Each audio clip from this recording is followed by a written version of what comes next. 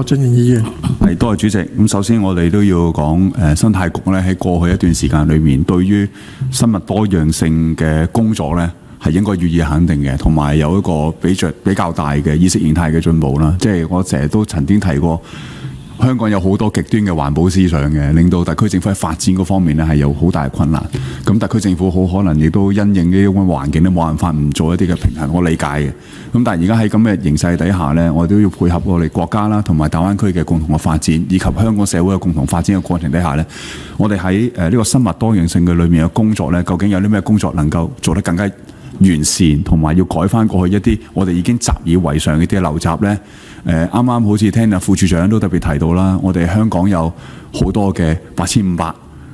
嘅海洋公園，咁實質上咧，海洋公園已經係20幾年前嘅產物嚟嘅啦。但係問香港好多市民咧，有幾多人知道香港有海洋公園？其實真係唔算係好多，亦都好難去到嗰度。咁所以呢啲咁嘅價值咧，海洋公園嘅價值咧，其實我哋未完全發掘。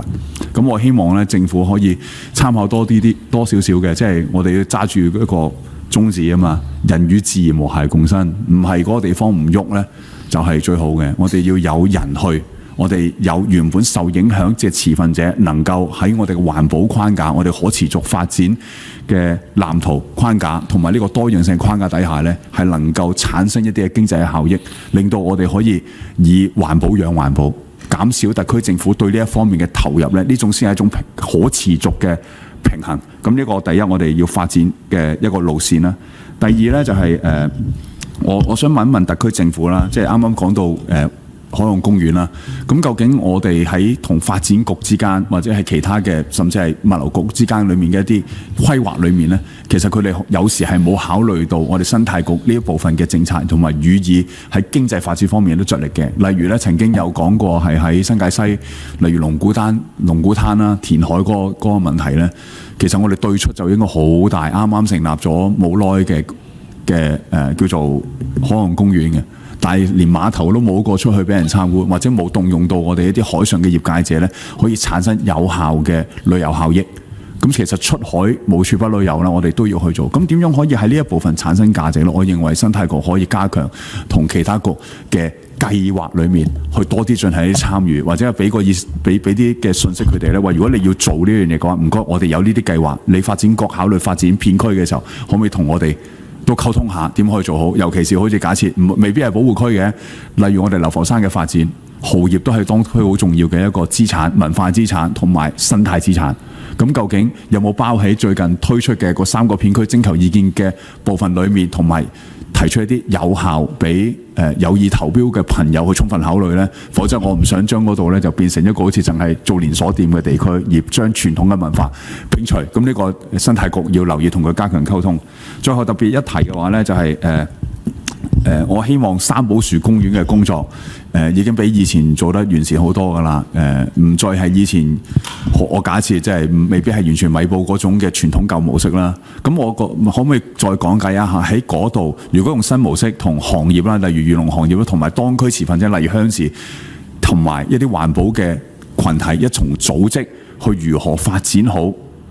個三寶樹公園咧，尤其是喺呢一個生物多樣性嘅框架底下，即係米埔嗰度咧特別要提嘅就係，以前佢真係每年咧用幾多雀嚟做指標㗎，咁但係雀多咧就棚企就冇定期嘅，食晒一彈塗魚嘅棚企啊，甚至係話有啲雀咧係唔需要去保育嘅，例如鸕鷀真係好大食，而且獵食性好強。咁但係白面琵鷺你需要去保育嘅。咁但係呢方面咧喺學術方面如何用咩方法咧？我哋嘅投放同埋研究係少嘅。呢部分可唔可以幫手？嗱，我諗即係何俊賢議員咧用晒所有嘅連問連答時間去發問啦。咁有部分係意見，咁所以我都請局長可能精簡去答。有部分可能需要詳盡嗰啲咧，用書面回覆翻就可以嘅啦，好嘛？局長。係，好多謝議員嘅意見。咁喺呢度咧，就我哋同呢個嘅CSTB 即係同埋呢一個嘅發展局嗰邊咧 Development Bureau 咧，我哋都係經常係有好多嘅溝通嘅嚇。對於咧嚇，即係我哋香港有啲乜嘢嘅自然嘅一啲嘅資源啊，有啲咩美麗嘅地方啊嚇，佢哋可以喺度考慮喺佢哋嗰個嘅旅遊或者其他嘅計劃裏邊嚟到使用咧。我哋經常都係有好多嘅溝通。而事實上咧嚇，咁大家都知道就係而家嚟講，政府亦都咧經常有跨部門嘅一啲嘅小組啊咁嚇，同埋喺一個發掘即係我哋唔同嘅旅遊地點裏邊咧。咧，政務司副司長啦，亦都成立咗工作組啊，咁所以喺度咧可以同大家講係一定有足夠嘅溝通喺一方面嘅。咁至於嗰個三寶樹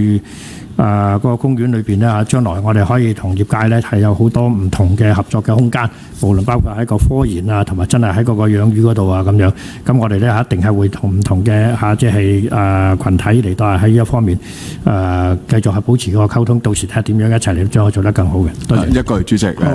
頭先關於同其他局溝通嗰個問題咧，唔係話你冇嘅，但係出嚟嘅結果未必完全符人意，因為上次講嘅龍鼓灘填海嗰度就係因為佢冇考慮過個公園啊嘛，海洋公園啊嘛，而出現咁嘅諮詢。咁所以呢個問題，我希望你再翻去諗一諗，點樣活用到嗰啲天然嘅資源。唔該。好，